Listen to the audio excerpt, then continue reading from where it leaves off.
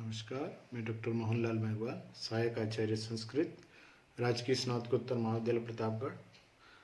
भर्तृहरि रचित नीति शतकम गीति काव्य के महत्वपूर्ण श्लोकों का हम अध्ययन कर रहे हैं।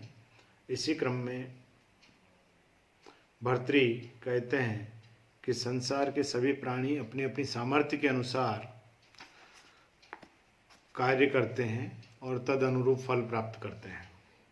कहते हैं, स्वल्प स्नायु वसा अवशेष मलिनम निर्मांसम अपि अस्ति गोह श्वालब्ध्वा परितोषमेति न तु तत् तस्य क्षुधा शान्तये सिंहो जम्बूक अंकम आगतम अपि त्यक्त्वा निहन्ति द्वीपम सर्व कृच्छगतो अपि वाञ्छति जनः सत्वानुरूपम फलम।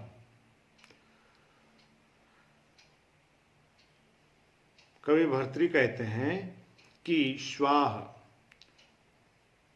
कुत्ता जो है वह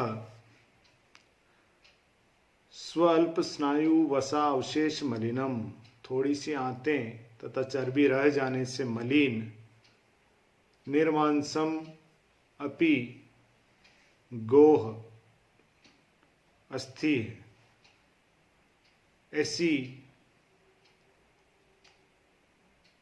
थोड़ी सी आंतें तथा चर्बी रह जाने से मलिन मांस रहित ऐसी गाय की हड्डी को गो अस्थि, गाय की हड्डी को लब्ध्वा परितोषम एति, प्राप्त करके संतुष्ट हो जाता है। तत्तु तस्य क्षुधा न शांतये, यद्यपि वह उसकी भूख को शांत करने हेतु पर्याप्त नहीं है।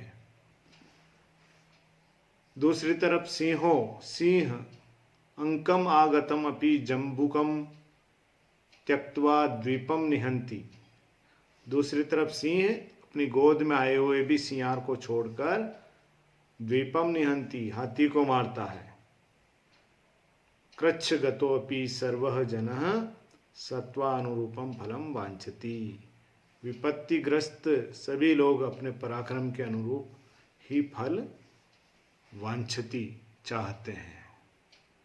तो दो तरह के उदाहरण बता करके भर्तृहरि कहते हैं कि जो प्राणी जो हैं सभी अपने सामर्थ्य के अनुसार ही कार्य करते हैं।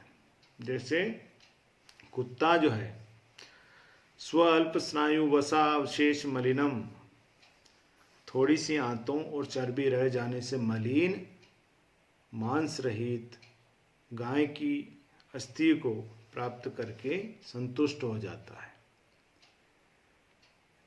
और भले ही उससे उसकी भूख शांत क्यों नहीं होती हो। जबकि दूसरी तरफ जो सिंह है वह अपनी गोद में आए हुए भी सियार को जम्बुकम त्यक्त्वा, सियार को छोड़ करके हाथी को मारता है। इसलिए कहा जा सकता है कृच्छगतो अपि सर्वः जनः, विपत्तिग्रस्त भी सभी लोग अपने सत्वानुरूपम फलम वांछति, अपने पराक्रम के अनुरूप फल चाहते हैं। इस संसार में सभी प्राणी अपनी सामर्थ्य के अनुसार कार्य करते हैं।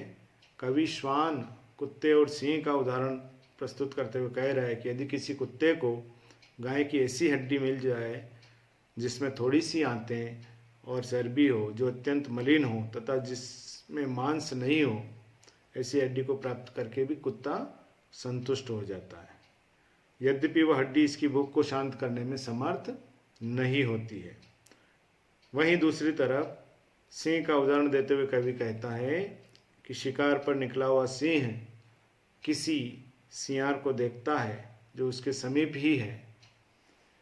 सिंह उस पर प्रहार करता ही है कि सिंह की दृष्टि मदमस्त हाथी पर पड़ती है, तब वह सियार को छोड़कर हाथी को मारता है।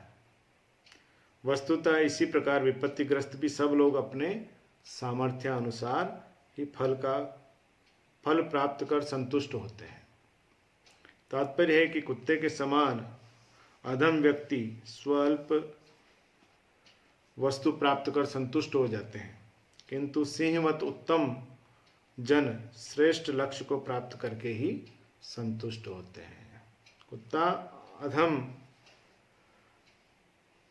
प्राणी का स्वरूप है जो कि अल्प वस्तुओं से भी संतुष्ट हो जाता है, और सिंह उत्तम जन श्रेष्ठ जन का परिचायक है जो कि श्रेष्ठ लक्ष्य को प्राप्त करके ही संतुष्ट होता है।